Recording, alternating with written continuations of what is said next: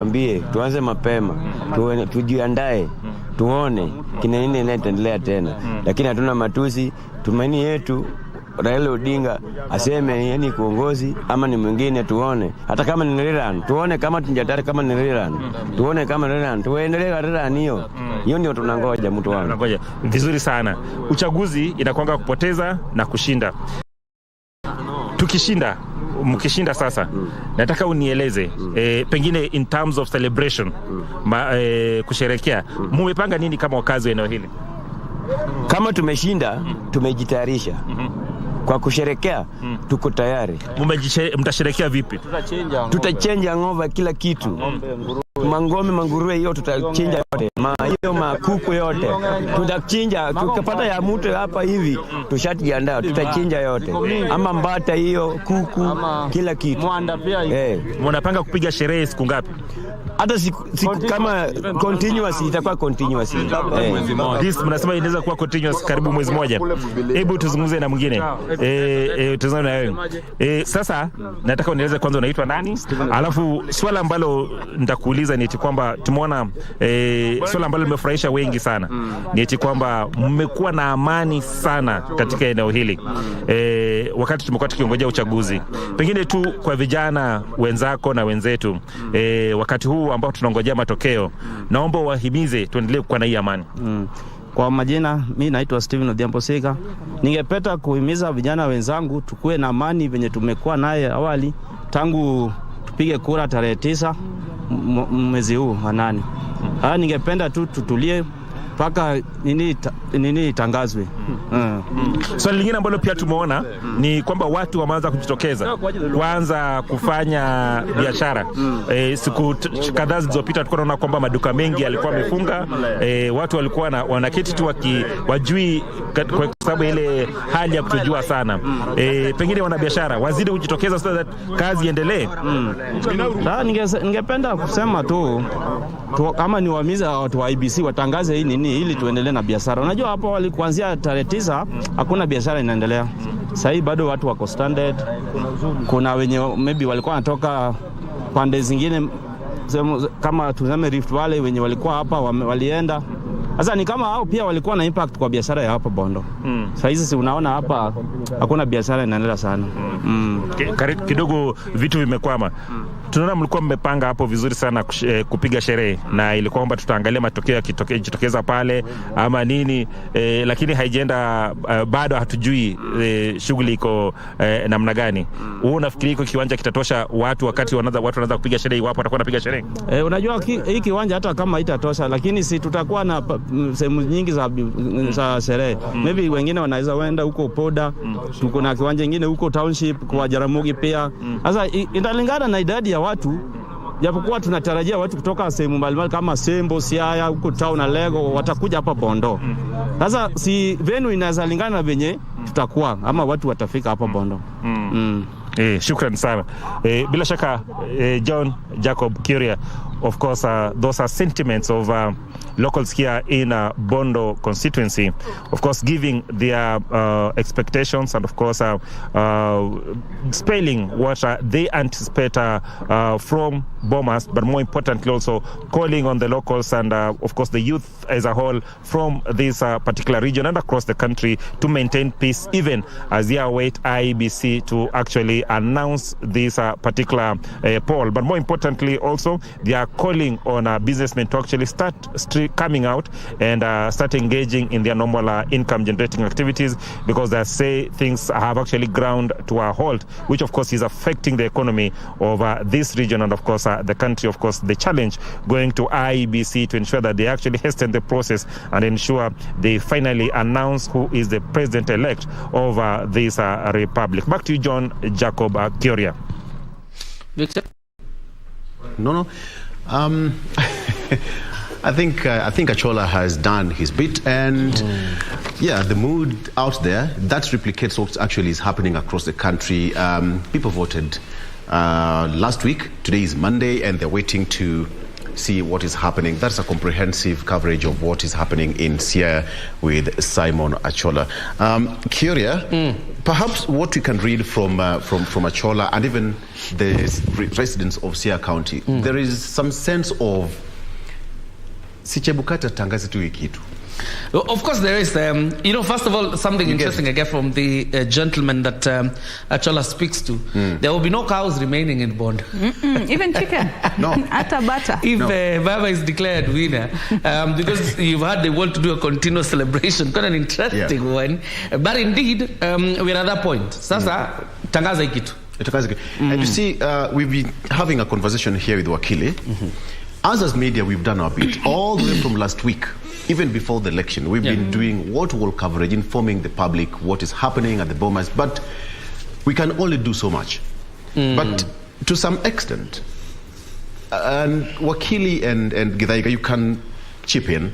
There is a missing link between the IEBC and the citizens in terms of communication flow. So as the media, we are left to be the mouthpiece. But to see, it only becomes sweeter when it comes from the regional source. Yeah, because what are you mouthpiecing? I mean, you do not have results being reflected even on the IBC portal, neither on your own screen. So I think we commend the media for trying their level best to actually maintain peace and tranquility in the country by at least trying to, bring us here to speak and a few people here and there, Bondo, Bomas of Kenya and all that. But Chebukati and his IBC this year, in the beginning, came out as extremely transparent people.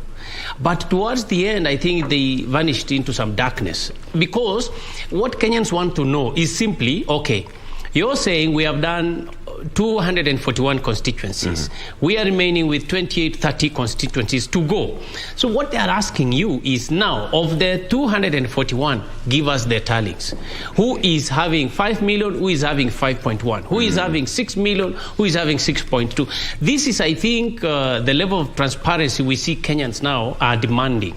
And that is not forthcoming, Victor. So what you are going to do, you will imagine that now Chebukati has gone into the back room to collect results.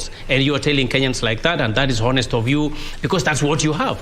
So in my view, the transparency that was initiated by Chebukati should continue.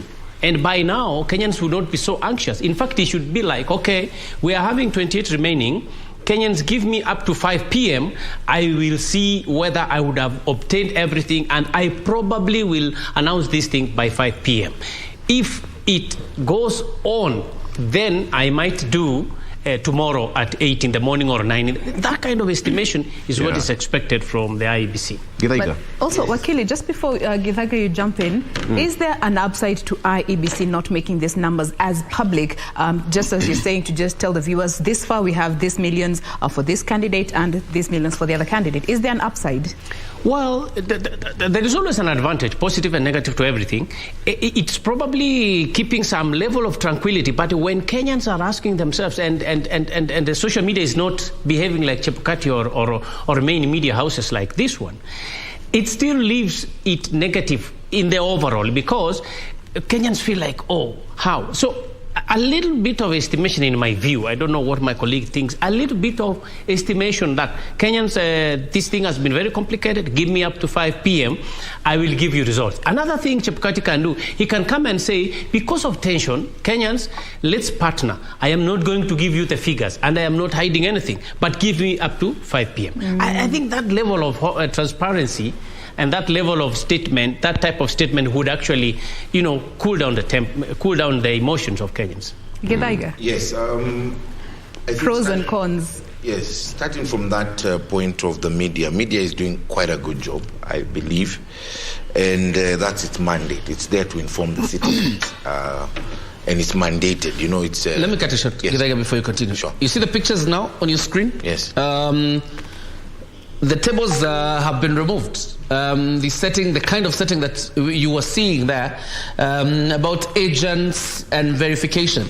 That is a confirmation, the closest confirmation just get that we are done with verification. Yes. Yeah, so what we are waiting for now is collation of the results, and probably today afternoon, probably we'll have a president-elect. But you can continue making Yes, maybe even 11 o'clock, by 11. Because I saw that trending yesterday by 11 a.m. Both sides were saying they will be announced the winner. So going back to what I was saying is that the media has actually played a very positive role. They have not really announced the winner, but they have kept us informed. Whether it's not tallying together with what IBC has, but actually the citizens have been informed. Anxiety levels have gone down, okay? But I want to also state that IBC is mandated under the law to be the one who gives the results, right? And they have done an excellent job. Why am I saying this? Looking at past experiences, remember Kevoito? If you remember watching him on TV in KICC, he was asking, watu wako almost hapa tu 1 hour away. Now 12 hours are over. I hope I had a chopper, I could go there and get the results myself. But we moved away from that. We're now digital, thanks to IBC. And the other thing also, password. We remember the late Mosando. He lost his life. Apparently, they even cut his finger, and I really apologize to the family for mentioning that. I'm sure it's very hard to replace somebody. But that has also been taken care of by the public portal. So, like what Chebukati said yesterday, and I don't want to quote him verbatim, but he said something to this extent, that the results are in the portal. Don't give yourself too much stress. Just have a single calculator and go and calculate for yourself. I've seen various friends of mine and very reputable people doing that on Facebook, and the numbers are being tallied. So therefore, it is important that we wait for IBC to announce. But if they can announce even now, as you've said, they're clearing the way, this will be the best thing, so that we can know who has won and who has lost. And if there is people who are objecting the loss, they can go to the Supreme Court. But what I'm appealing to the youth from both divides, because most of the times it is the young people who go to the streets, it is the young people who take revolt, it is the young people who are misused by this political class. I'm requesting them, stay home, whether you're a loser or a winner. And also, even if you're a winner, don't forget, maybe even in your own household, your brother voted for the other person or your sister. So are you going to take a panga and kill your brother? I'm sure not. So don't do to others as you not like them to do unto you. Thank you. All right. Victor? All right. So a clear indication, as you can see on your screen there, total arrangement at the Bomas of Kenya. Earlier on, Sarafina Robi alluded to such kind of arrangements. You can see even the groundsmen are now taking, actually rearranging that hall. So there could be some light at the end of the tunnel. We are waiting to see at what point the white smoke will be witnessed at the other side of the chimney. All right? But for now, let's just wait and see what will happen.